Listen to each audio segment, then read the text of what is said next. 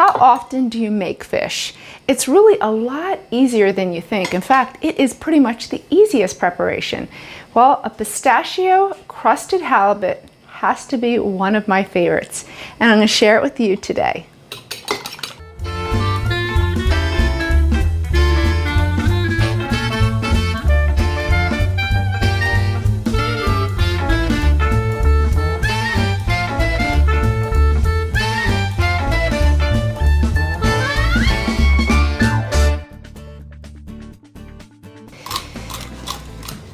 So first to get started for our pistachio encrusted halibut. Halibut's in season. You're going to see it in your grocery stores. So you want to buy wild halibut, obviously. And unfortunately, a lot of it is previously frozen. So what you want to do is lay it out on paper towels and then add another set of paper towels on top and get a lot of that moisture out of there and take it out of the refrigerator about 10-15 minutes ahead of time. We want to bring it to room temperature.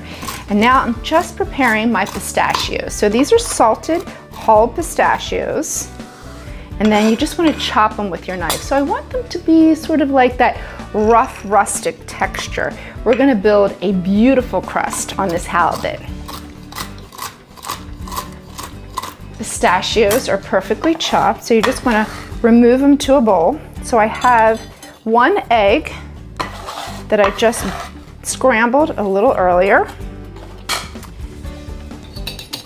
So that's going to be our glue.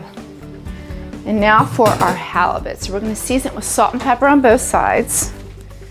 And then just dredge one side into the egg mixture. So basically our presentation side. If you ever notice on fish fillets, you'll have a blood line and then you have the pretty side, the presentation side. So here is your presentation side and there's the blood line. So you never really want to make that your presentation side. That should be on the flat part of the plate.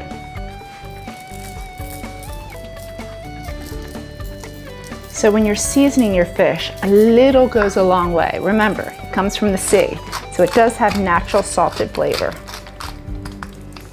Okay, so our presentation side. In goes one side into the egg mixture. Then we're just gonna drown it. Just that one side with the pistachios. Really sort of get a nice, beautiful crust. So you've heard me say, my husband and I, Andreas, we go on our date nights on Friday night. We also have Saturday night date nights. I know, we're a little greedy. But we've been going to this one restaurant and they've had the pistachio halibut on their menu. And I've been getting it every Friday night.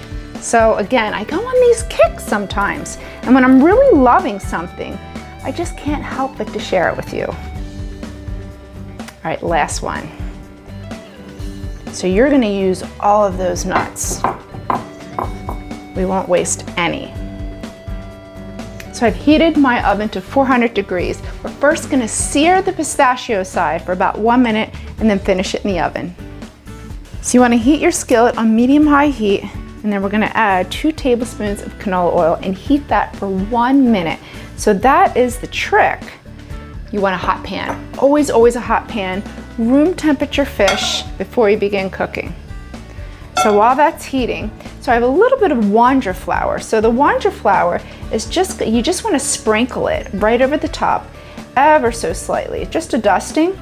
That's going to protect the nuts as we sear them, so that way they don't burn, and just build a beautiful crust. So just on one side, so our pan is nice and hot, our oil is nice and hot. Pistachio side down, 1 minute. So we just want to build a nice little crust and just toast those nuts. So now we just want to flip it. Beautiful, nice and golden. Looking good.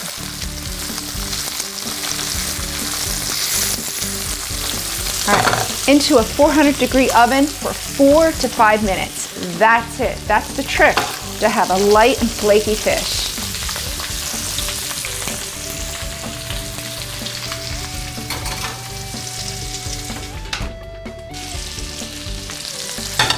Look how beautiful that is. That's how quick it happens. So now back on the burner. So this is just a great restaurant trick. You're gonna add some butter, medium-low heat. So room temperature butter, because we want it to melt really quickly. We don't want to overcook our fish. So let's get that butter melted. You want to tilt your pan and then just slowly baste right over the top of the fish. It'll give it a nice, beautiful brown butter flavor.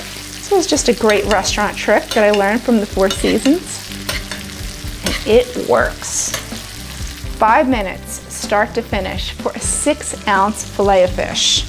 Halibut. It's so lean, it's so light, and if you overcook it, it becomes rubbery and dry, and that's never good. For this recipe, go to the newspaper's website and visit me on Facebook and Twitter for more culinary tips. I'm Shereen with Cook This. Thanks for watching. See you next week.